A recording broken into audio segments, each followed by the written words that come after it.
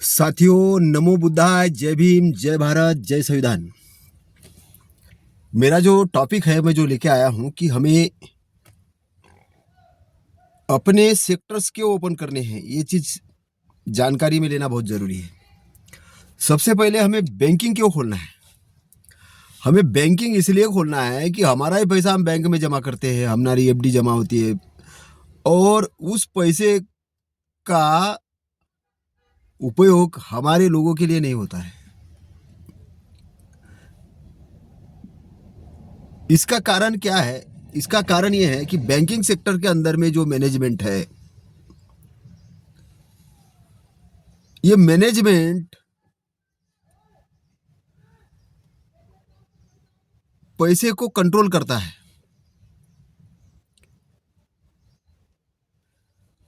हमारे लोन जानबूझ के एनपीए किए जाते हैं और उनकी टीमें लगी हुई ऑलरेडी। वकीलों की टीम है, जजों की टीम है, बैंक मैनेजरों की टीम है और ये टीम ने मिलकर भारत भर में जो कार्य करना शुरू किया है,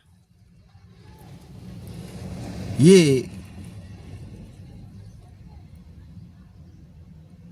कॉन्स्पिरेसी पैदा करता है।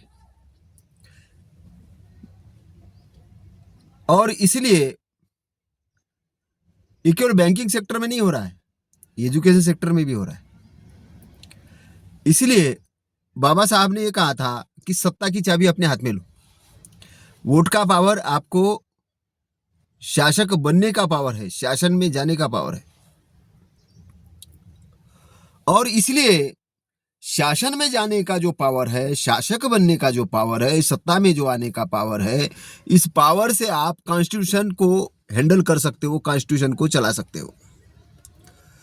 लेकिन हो क्या रहा है कि हम कुछ समय से देख रहे हैं कि ईवीएम मशीनों के अंदर में घपले हुए हैं, वोटर लिस्टों के अंदर में घपले हुए हैं, जनगणना नहीं हो रही ओबीसी की, बहुत ऐसी चीजें देख रहे हैं। तो जो नॉन एजुकेटेड लोग हैं, इनको एजुकेटेड करना पहली प्राथमिकता। इसलिए बाबा साहब ने अपने 10 पॉइंट प्रोग्राम के अंदर में ये कहा था कि अपनी एजुकेशन संस्थान क्रिएट करो, खड़ी करो। और बाबा साहब ने तब मिलिंद महाविद्यालय ओपन किया था 70 एकड़ के अंदर में। बाबा साहब ने law college, Siddharth law college Mumbai के अंदर में ओपन किया था। और बाबा साहब ने प्रिंटिंग प्रेस भी ओपन की थी मुंबई के अंदर में। और बाबा साहब ने अपनी लाइब्रेरी राजगृह के अंदर में बनाई थी। तो महापुरुषों के एग्जाम्पल से ये समझने की जरूरत है। आज हम बोलते कॉन्स्टिट्यूशन तो लागू है भारत में, लेकिन कॉन्स्टिट्यूशन का इम्प्लीमेंटेशन नहीं हो रहा है। और ये इसलिए नहीं हो रहा है क्योंकि कहीं ना कहीं हमने मिशन को नहीं समझा है। हमने मिशन को नहीं समझा है, हमने अपने मालिकत्व को नहीं समझा है, और हमने वो जो बड़ी सोच थी, उस सोच को कहीं ना कहीं दबा दिया है। और दबाने का जो काम किया है वो बहुत अलग ढंग से हुआ है। और ऐसा माइंडसेट बनाने का काम हुआ है कि जो लोग पहले राजा महाराजा थे, आज वो दलित बन बैठे। जो राजा महाराजा थे वो दलित बन बैठे हैं और दलित बनकर क्या कर रहे हैं? दलित बनकर मांगने का काम कर रहे हैं। जो देने वाला समाज था वो मांगने वाला कन्वर्ट हुआ। और किस हिसाब से कन्वर्ट हुआ? उसको जानबूझ के शिक्षा से वंचित किया गया था, उसको जानबूझ के संपत्ति से वंचित किया गया था,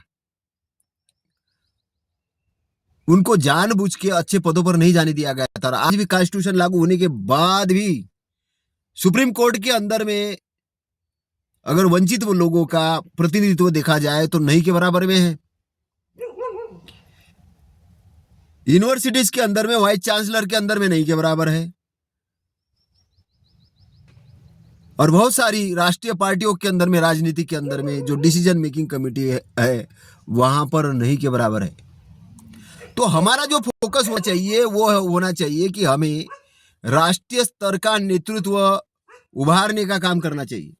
हमें अपने व्यक्तिगत झगड़ों को एक साइड में रख के हमें संविधान के गाइडलाइंस में और महापुरुषों के गाइडलाइंस में काम करने की जरूरत है। और इसलिए हम वर्णविहीन जातिविहीन समाज की स्थापना करना हमारा पहला ऑब्जेक्ट है, और उस ऑब्जेक्ट को पूरा करने का काम कॉन्स्टिट्यूशन के माध्यम से होगा। क्योंकि भारत को कुछ धर्मांध, कुछ अज्ञानी, कुछ हिंसा प्रवृत्ति के लोगों के अधीनस्थ लोगों के हाथ में इस देश को नहीं दिया जा सकता। क्योंकि ये पागल लोग, जिनको नहीं समझ में आता कि कैसा कॉन्स्टिट्यूशन चलाना है, कैसा देश चलाना है, आज उन्माद मचाने का काम करते मैं सोशल मीडिया में देखता हूं। अरे मानवता की रक्षा करो भाई, कुछ भी नहीं करना है। देश है, ये देश है। तुम्हारी जिंदगी 100 साल की जिंदगी है। 100 साल के अंदर में इतने सारे धतकर्म करने में लगे हो, कोई पता ही नहीं कि किस लिए कर रहे हो। हम क्या हासिल करना चाह रहे हो? नहीं, मैं जमीन हासिल करना। जमीन तुम्हारे बाप की है। तुम्हारा जब शरीर ही तुम्हारा नहीं है, तुम्हारा शरीर ही जब तुम्हारा नहीं है, तुम्हारा बाप ये नहीं कह सकता कि मेरा ये बेटे का शरीर मैं इसको संभाल के रखूंगा। 100 साल जैसे ही पूरे हो जाएंगे, 110 साल जैसे ही पूरे हो जाएंगे, वैसे ये धरती उठा लेगी। एक टाइम बाउंड है यहां पर, और उसलिए उतने टाइम के अंदर में आपको जो टास्क दिया गया उसको तो पहचानो कि आप क्यों आए इस धरती पर।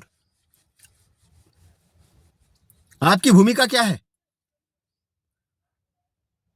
केवल कुछ बंगले बनाने के लिए, केवल एक राजनीतिक पद प्राप्त करने की? उससे आगे भी है। सबसे बड़ी बात है कि जन जागरण के लिए हमें जो ये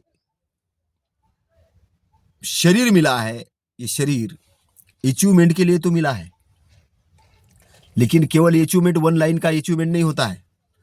अगर ऐसा सही है तो वो 9,000 करोड़ वाला व्यक्ति खुद को गोली मार के खत्म नहीं करता। अगर यही सही है तो जो 45,000 करोड़ का एसेट वाला व्यक्ति कहीं अनाथालय में नहीं घुसता। बैलेंस, जीवन को बैलेंस बनाना, और इसलिए देने की भावना पैदा करना, और कहां देना ये भी तैयारी रखना बराबर, कहां देना और कहां नहीं देना। बाबा साहब ने कहा था कि मेरा मिशन आगे बढ़ाने के लिए अपने इनकम का 5% दो। जो लोग बड़े बड़े जॉब के अंदर में 3-3 लाख 5-5 लाख के आसपास सैलरी है, वो सोचे कि क्या हम बाबा साहब के मिशन में 5% लगा रहे। अगर उन्होंने रिप्रेजेंटेशन SC ST OBC से लिया है, और उससे तो बड़ी बात मैं ये कह रहा हूं कि क्या उन्होंने जाना है कि बाबा साहब का मिशन क्या है। आज मैं देखता हूं कि हमारे अधिकारियों को जो पोस्ट बचाने में लगे हुए हैं, वो डरे हुए हैं। तो हमें डरे हुए लोग नहीं चाहिए, हमें शेर लोग चाहिए आंदोलन के लिए। और इसलिए शेर की जमात तैयार करना बहुत जरूरी है। तथागत ने भिक्षु संघ तैयार किया था, वो शेर था, वो शेर था। बाबा साहब ने सैनिक तैयार किए थे, वो शेर थे। हमें वो लोग तैयार करने पड़ेगा, वो मिशन तैयार करना पड़ेगा। समाज के लिए त्याग करने की बात करने वाले लोग सामाजिक मिशन को नहीं जान पाते हैं, और इनका आंदोलन प्रतिक्रियावादी आंदोलन है। इनका जब तक सब बढ़िया चल रहा है तो सब समाज बढ़िया चल रहा है, और जब इनके ऊपर विपत्ति आती तो बोलते समाज के ऊपर विपत्ति आई। इन्होंने अपने आप को राजा महाराजा बना लिया। चरवते भिक्कवे चारि कम, बहुजन हिताय बहुजन सुखाय, आदि न कल्याण मध्य न कल्याण अंतर न कल्याण का नारा देने वाले तथागत के भिक्षु संघ क्या आज जन जन में जाकर प्रचार प्रसार का काम कर रहे? क्यों नहीं कर रहे? क्योंकि हमने भिक्षुओं के लिए ट्रेनिंग सेंटर नहीं बनाए, हमने तथागत के धम्म पर रिसर्च सेंटर नहीं बनाए, और कोई भी अहरा गहरा नत्तू खैरा आता है और वो बोलता है कि तथागत ने ऐसा कहा था, बाबा साहब ने ऐसा कहा था, और हम उस बात को मान लेते क्योंकि हमने पढ़ा नहीं, हमने जाना नहीं, हमारा रिसर्च और डेवलपमेंट सेंटर नहीं है। उस थॉट प्रोसेस के लिए रिसर्च एंड डेवलपमेंट सेंटर नहीं बनाओगे तो आपके आंदोलन को सही गाइडलाइंस देने का काम कौन करेगा? अभी संविधान के बारे में दुर्भावना फैलाने का काम हमारा विरोधी कर रहा है।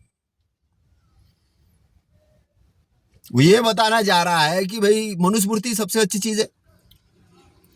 एक्चुअलिटी में वो गलत को भी सही ठहराने की कोशिश कर रहा है। तो फिर भाई मनुस्मृति अगर सही अच्छी है तो सहस्त्रबुद्धे ने वो मनुस्मृति क्यों जलाई? इतने ज्ञानी लोगों ने उसका विरोध क्यों किया? लेकिन वो अपनी गलत को भी सही ठहराने में लगे हुए हैं। उसका प्रचार प्रसार अनपढ़ अज्ञानी लोगों के बीच में जाके कर रहे हैं कि मनुस्मृति सबसे महान ग्रंथ है। इसका मतलब क्या है? वो संविधान को पिछले दरवाजे से खत्म करने का प्लान उन्होंने बना लिया है। और हम लोग संविधान पे चर्चा नहीं करते, संगोष्ठियां नहीं करते, जन जागरण नहीं करते, ये बताने की कोशिश नहीं करते, क्योंकि संविधान को जो बेच देने का काम करेगा वो कौन करेगा? वो बाबा साहब का मिशन करेगा। और बाबा साहब का मिशन करेगा कब करेगा? कि बाबा साहब के विजन को समझोगे। और बाबा साहब का विजन क्या है? बाबा साहब का विजन है मानवता की रक्षा करना। बाबा साहब का विजन क्या है? बाबा साहब का विजन है इन अनपढ़ गवार लोगों को बुद्धिमान बनाना। बाबा साहब का विजन क्या है? भारत को विश्वगुरु बनाना। बाबा साहब का विजन क्या है? समानता, मैत्री और बंधुत्व को लागू करना। और ये मिशन बाबा साहब का ही नहीं है, ये तथागत सम्यक संबुद्ध का भी यही मिशन है। इसलिए बाबा साहब ने तथागत सम्यक संबुद्ध को अपना गुरु माना और उनको ही गुरु नहीं माना, कबीर साहब को गुरु माना। क्योंकि कबीर साहब ने आधुनिक विश्व के अंदर में 12वीं सदी के आसपास में जो कुछ मिलावट हो रही थी, उस मिलावट को दूर करने का काम किया। धर्मांधता के नाम पे उस धर्मांधता को, उस अज्ञान को मिटाने का काम कबीर साहब ने किया, जन चेतना की।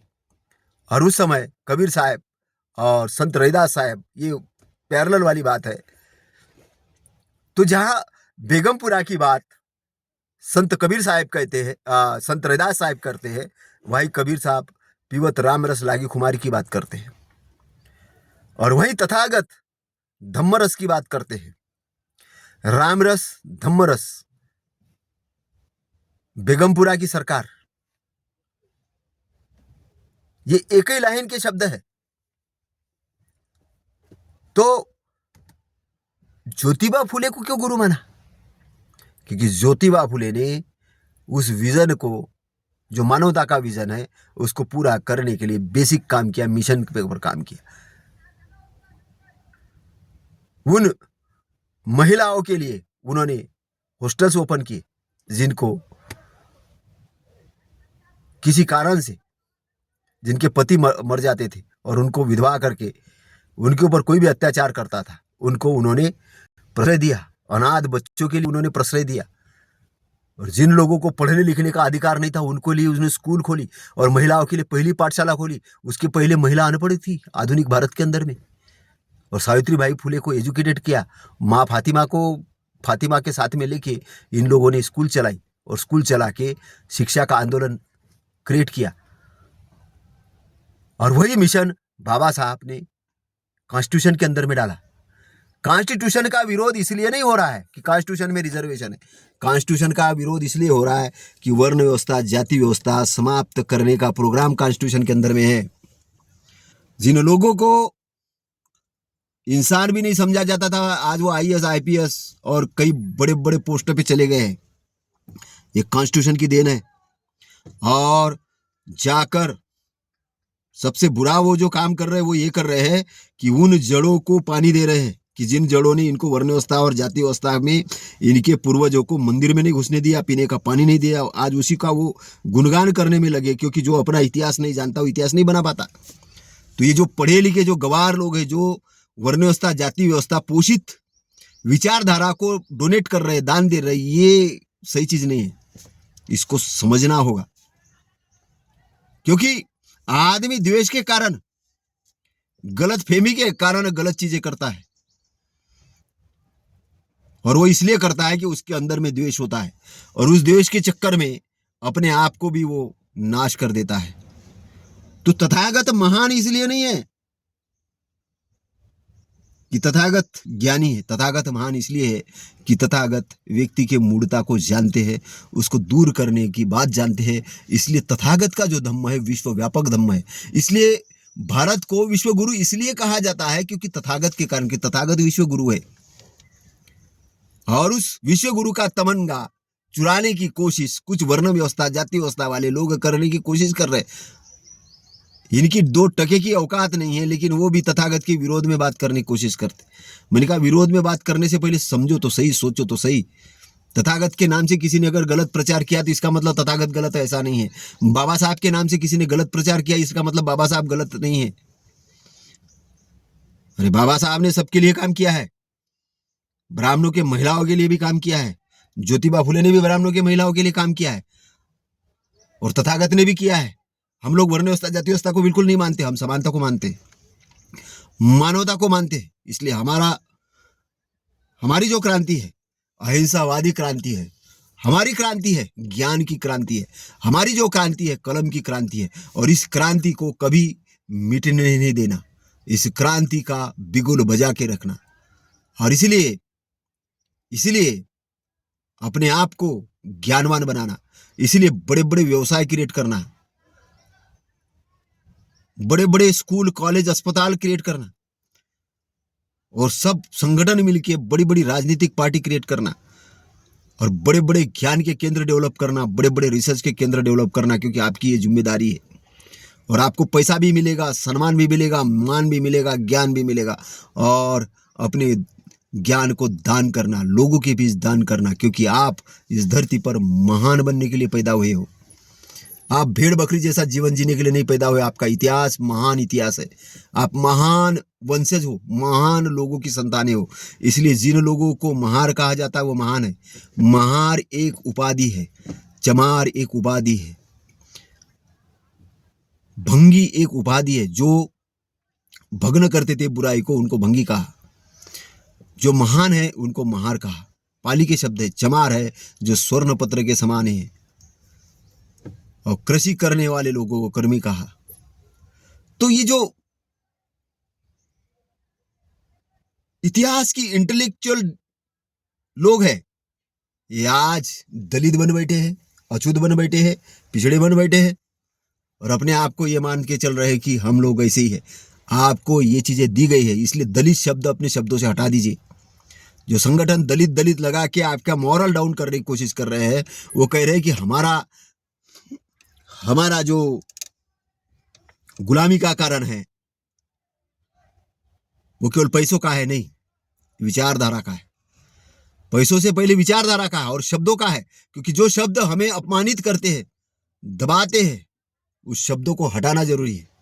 इसलिए एनालिसिस ऑफ कास्ट में बाबा साहब ने कहा कि उन गांवों का नाम बदल दो जो आपको अपमानित करते, जो गांव, वो सरनेम बदल दो जो आपको अपमानित करते हैं, वो नाम बदल दो जो आपको अपमानित करते हो, और अपने अस्तित्व के अंदर में ऐसे नाम लो, वीर वाले, सिंह गर्जना वाले, ज्ञान वाले, ध्यान वाले, सम्मान वाले, है ना। क्योंकि मनुस्मृति ये कहती है किसका नाम क्या होना चाहिए, और इसीलिए हमें उस तरीके से नाम नहीं रखने हैं। हमें अपने व्यवसाय क्रिएट करने हैं, और हमें अपने आंदोलन को बढ़ाना है, आगे बढ़ाना है। तो मेरे बातों को ध्यान में रख के रिसर्च और डेवलपमेंट के सेंटर आप जल्दी से जल्दी क्रिएट करेंगे, और हम लोग आगे बढ़ेंगे। आपका मंगल हो, शुभ मंगल हो। इन्हीं मंगल कामनाओं के साथ नमो बुद्धाय, नमो धम्माय, नमो संघाय। साधु साधु साधु।